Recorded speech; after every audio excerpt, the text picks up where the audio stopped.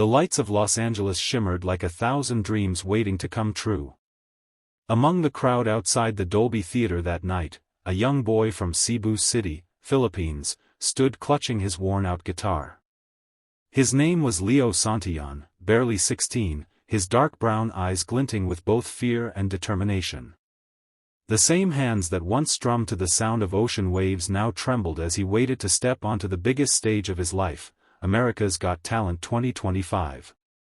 Back home, the sea breeze carried music every evening from the small, wooden house where Leo lived with his mother, Aling Rosa.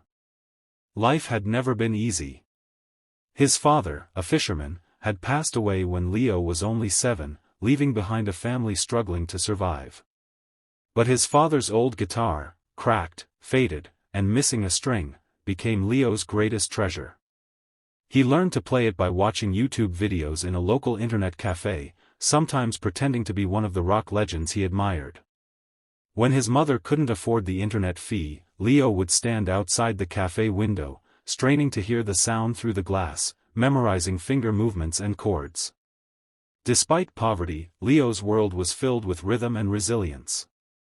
Every weekend, he performed at the public market, playing upbeat tunes to make people smile.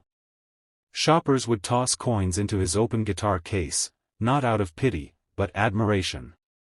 They called him Ang Batang Gitarista ng Cebu, the guitar boy of Cebu. One evening, a foreign tourist stopped by to film him. The man was moved by Leo's performance of Born to be Wild, a song far older than the boy himself but alive in his fingers like wildfire. That video went viral overnight, capturing millions of views across the world.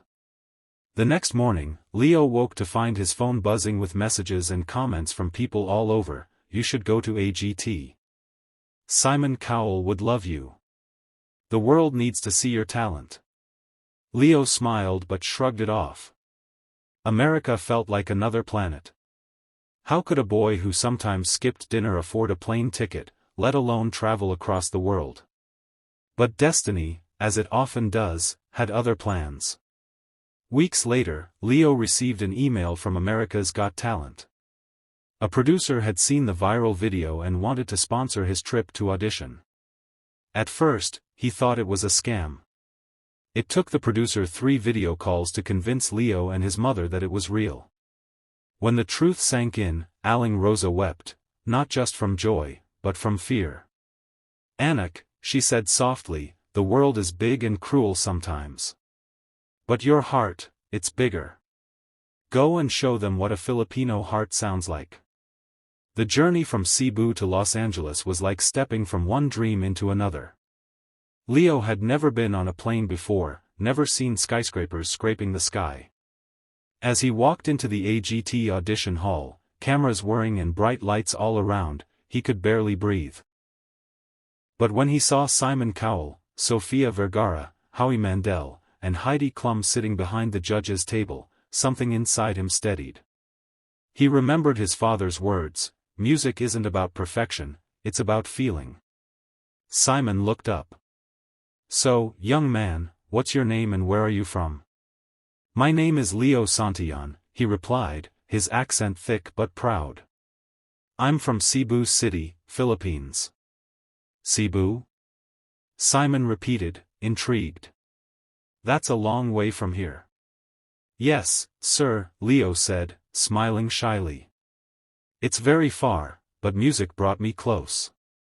A soft chuckle spread through the audience. The lights dimmed, and Leo sat on a stool, clutching his battered guitar. For a brief moment, silence filled the room, the kind of silence that carries both fear and faith.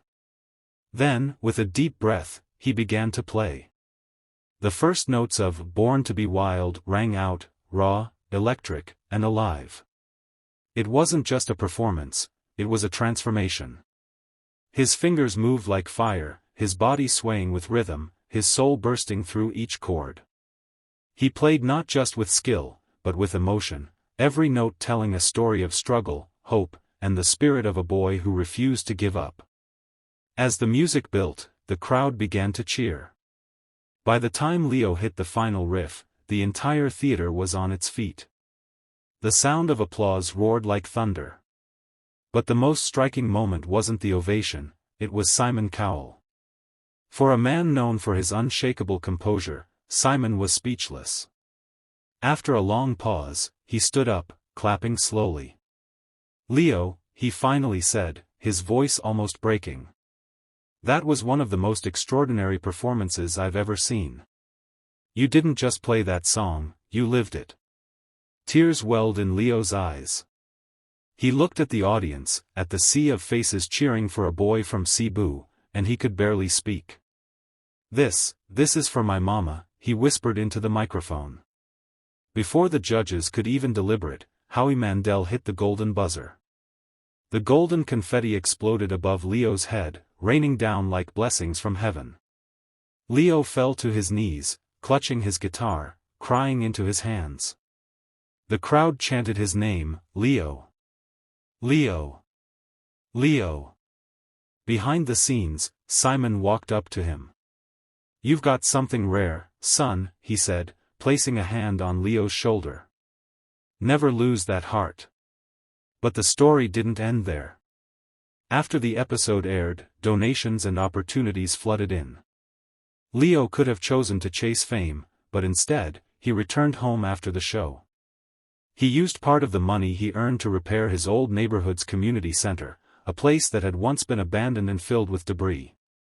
He turned it into a music school for underprivileged kids, calling it the Sound of Hope. Children from the streets came, carrying makeshift guitars, broken drums, or simply the will to learn. Leo taught them every weekend, never charging a cent. "Music gave me a voice," he said during an interview with a U.S. journalist. "Now I want to give it to others." His kindness caught the attention of the AGT team again.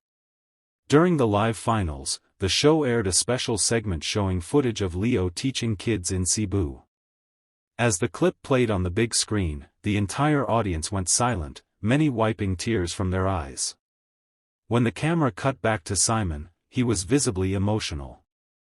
"That," Simon said softly, "is what this show is all about. Talent with purpose. Music with meaning." In the finals, Leo performed a breathtaking acoustic medley, part rock, part Filipino folk, dedicating it to every dreamer who believes they're too small to be seen. Though he didn't win the season, his story outshone the trophy. The video of his first audition remains one of the most watched AGT clips of all time, crossing over 200 million views. Months later, Leo received an invitation to perform at the White House for a charity concert supporting children's education worldwide. As he walked onto that stage, wearing a barong Tagalog and carrying his father's guitar, now repaired but still showing its old scars, he smiled. "I used to play for coins at a market," he told the audience, "now I play for children who deserve to dream." When he began strumming "Born to be Wild" once again, the sound echoed through the hall, not just as music, but as proof that miracles grow from the smallest seeds of hope.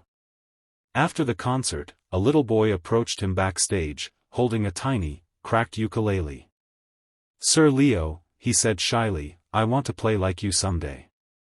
Leo knelt down, smiled, and placed his hand on the boy's shoulder. "Don't play like me," he said gently. "Play like you. That's where the real magic is." Years later, the community school in Cebu became a local landmark, a beacon for children who once had nothing but dreams. Leo continued to split his time between performing around the world and teaching back home.